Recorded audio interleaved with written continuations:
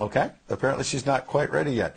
Let's keep it going then. I'm ready. Can you hear me? Oh, there you are. We got her. Oh, well, it's so great. We didn't see you pop up right away. Laura, great to have you this morning. I wanted to start with this breaking news overnight that it appears, and there you are. You popped up for us. It's so great to see you. The Daily Mail has a very interesting story that's saying that Vladimir Putin essentially may be running out of bullets, that he might have a week and a half, 2 weeks max. He's losing warplanes, tanks, all the rest of it. He obviously went into this thinking he was going to bulldoze his way through Ukraine. He's obviously caused a lot of destruction. Don't want to minimize the fact there's over 2 million refugees. But this has not gone as well as Vladimir Putin expected. I don't buy it for a second, Ed, I'll be honest with you. I really think that there's so much misinformation.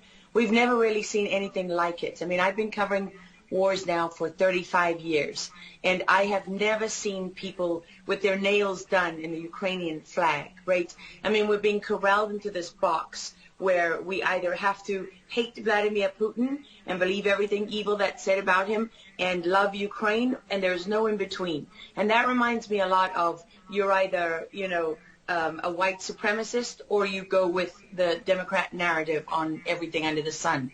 So Vladimir Putin knew exactly what he was doing when he went into Ukraine. The Russian military isn't perfect. They, for example, I've spoken to multiple defense specialists and intelligence specialists from a Defense Intelligence Agency who've studied the Russian military for years. They do have a difficulty mounting complex air operations because they do very little training hours in comparison to, for example, the United States air assets, right, our fighter jet pilots. But Russia is not struggling. What Russia has done from the very beginning has been very strategic. They didn't go straight to Kiev. They went to all those bioweapons laboratories that are scattered all over the country. Some of them they built, so they know where they are. They've known where they are since the Soviet Union, because under the Defense Threat Reduction Program, we went in after the fall of the Soviet Union and supposedly turned those facilities from bioweapons labs into public health labs. Although, these days it's hard to believe anything that our leaders tell us, because they've lied about COVID, they lied about Russia collusion, they lied about the Ukraine impeachment trial, and there's so much more going on in Ukraine that nobody is talking about. You see such dishonesty when it comes to the history of Ukraine. You see dishonesty when it comes to the Azov Battalion, which is funded by the U.S. and NATO. I mean, you can find pictures of them online holding up the NATO flag and the swastika at the same time. Their own emblem contains the black sun of the occult, which was a Nazi SS emblem. And it also contains the sideways, lightning insignia of the SS. I mean, this is on throughout the Ukrainian military. You can see that black sun of the occult on their body armor, even on the female soldiers who are paraded in front of the world as being, such an example of Ukraine's independence and spirit and nobility. Even they are wearing the black sun of the occult. And, the White House wants you to believe, well, this doesn't matter, it's just a small number of troops. It's not true. The Azov Battalion has been murdering its way through eastern Ukraine. Yeah. We don't want to admit this. This was why Crimea voted for independence. This is why Crimea wanted to be with Russia. Because we in the media, in the Western media and in the West, won't acknowledge the reality of what's gone on. Western Ukraine backed the Nazis. It was a headquarters for the Nazi SS. The CIA under Allen Dulles actually gave immunity from prosecution to the Nazis of Ukraine from the Nuremberg trials.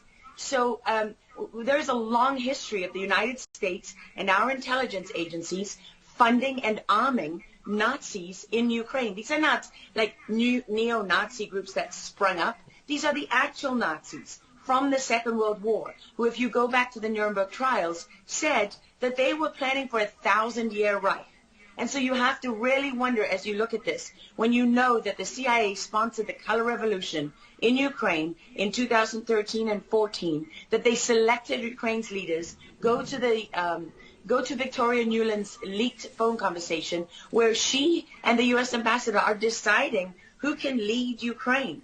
I mean, there's as much interference here as you could possibly imagine before you even get to Hunter Biden, Nancy Pelosi, John Kerry, and Mitt Romney, and all of their children who are employed, who earn millions from Ukrainian gas companies. Yeah, you were pointing, pardon me, to a real credibility crisis for our leaders. I want to let Karen Turk jump in. Yeah, I wanted to bring up the fact that President Zelensky is Jewish, and I don't know exactly how this factors in, but there's some very interesting points in what you're saying. And looking at this, you could think it's political theatrics. You made a very good point at the beginning that you think that Putin is in control. And I actually want to play something that Jen Psaki said, because it seems that the White House is actually echoing that sentiment. Watch this.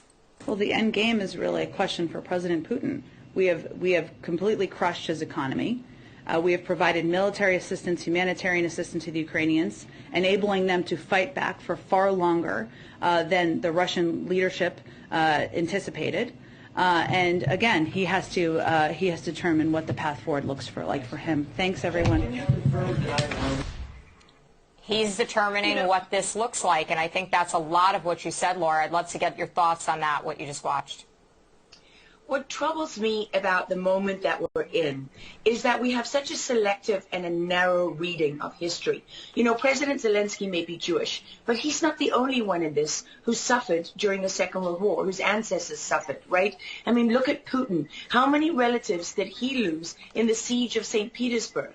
People don't know their history. They don't know what made Vladimir Putin. And I'm not I'm not defending him. I don't need to defend Vladimir Putin. My job as a journalist is to try to understand what is the truth here. I don't like being lied to. And we're being lied to on an epic scale. When we're told your only choice is you have to be 100% with Zelensky, who's a puppet, who you can find on the internet in black stilettos and leather pants, with shirtless, doing a spoof Dancing with the Stars kind of entertainment video. That's a mock of a Ukrainian group that does this kind of satanic occult type of music video. And I mean, Zelensky was selected, like so many of our leaders. And honestly, with big tech and with election fraud these days, we don't know how many leaders all around the world have been selected for us and weren't actually voted in. But what we do know is that there are increasing problems with technology and the digitization of our world.